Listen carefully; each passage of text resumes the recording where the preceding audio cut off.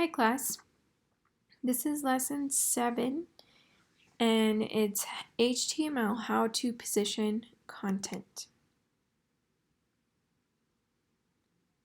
So in this lesson we're going to learn about positioning content with floats, clearing and containing floats, positioning with inline block, and clearing white space when using inline block.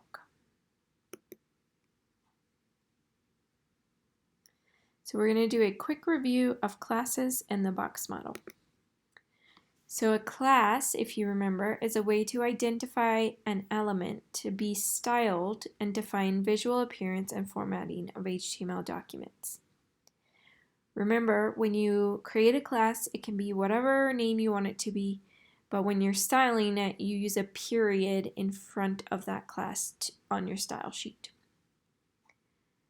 And then to review the box model, the term box model is used when talking about the design and layout of an element. The box model is essentially a box that wraps around any HTML element, which will consist of margins, borders, padding, and the content itself. And then we may not have talked about this, but you can use a comment in the code to comment on your own work, and the comment is going to be hidden to the browser view, like to the viewer, but if somebody were to look in your code, they could read the comment and get a little more of an idea of how you organized your code. So it's a reminder of how this code works to your future self, or simply leaving a note to finish or make your code more readable. In HTML, comments are created with the following code. So you do the open arrow, exclamation point, dash, dash, dash, and then you write your comment, and then you do dash, dash, and then close the arrow. Comments will change to a blue or a gray color. And like I said, they won't show up on the actual page content.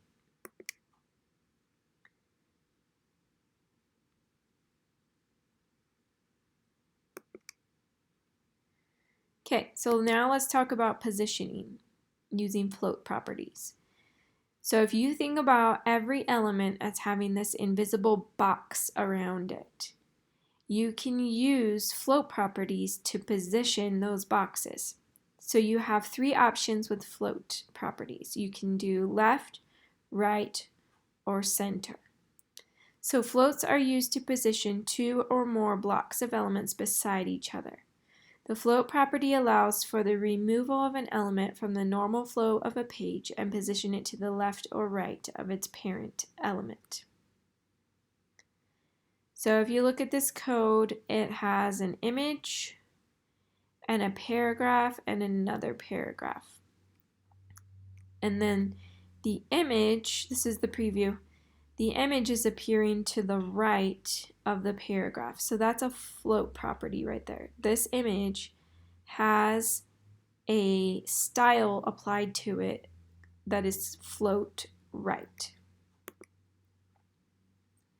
So for example, if you have these 4 sections of your website, header, div, footer, this is how they would appear in the order that they would appear on your page.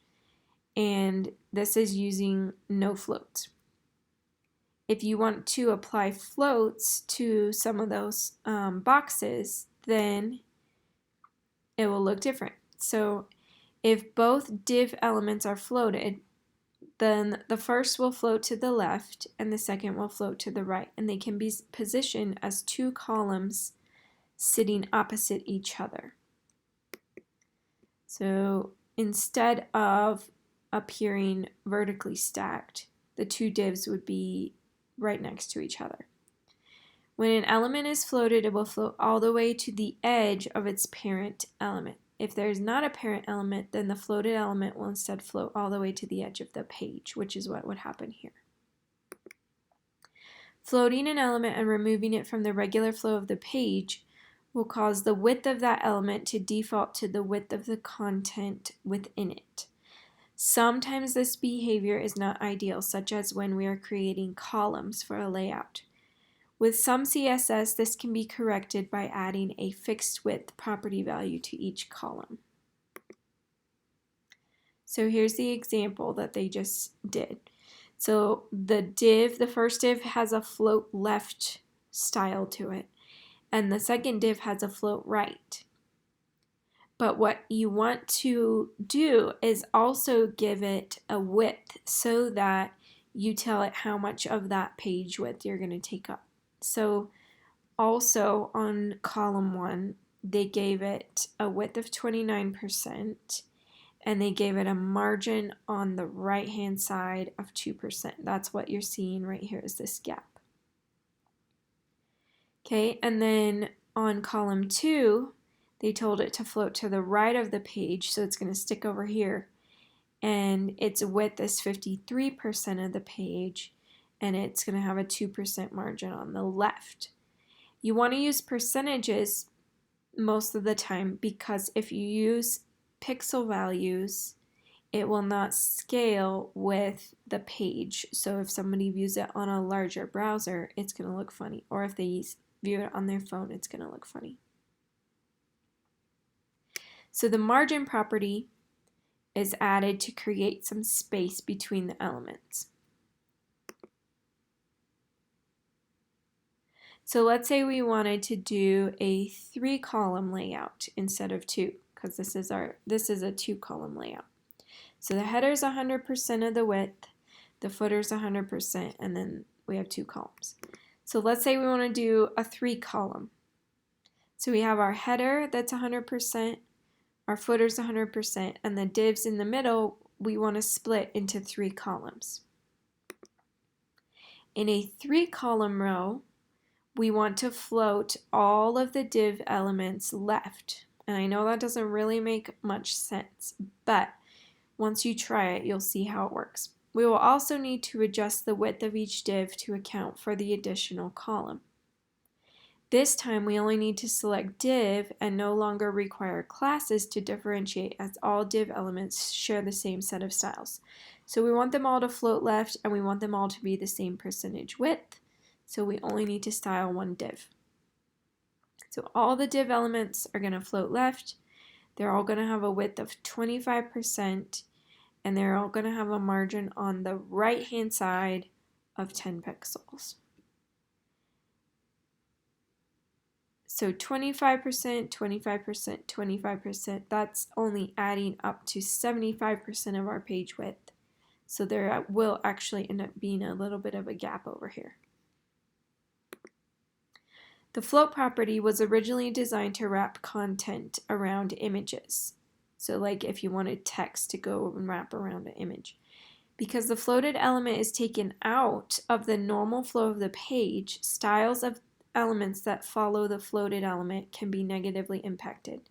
So sometimes it won't look quite like you want it to, and that's when you need to use the clear property.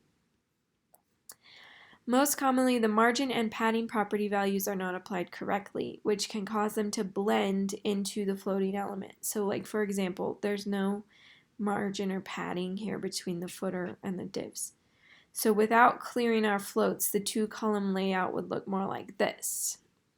So to get it to have that margin or padding, we need to use the clear property. A CSS property added to an element to reset any previous floats, returning the document flow back to normal. So the clear property accepts a few different values. You can clear left, you can clear right, or you can clear both. The left value will clear left floats that are applied above it. The right value will clear right floats that are applied above it, and the both value will clear both left and right floats. Floats need to be cleared in order for the next piece of content to continue the regular flow. So for example, we have our 2 divs, one floats left, one floats right, and there's margin in between. To get the footer to be on its own line with a margin as well, we have to apply the clear property to the footer. So if we clear both, it's going to clear the left float here and clear the right float here so that the footer doesn't have any float to it.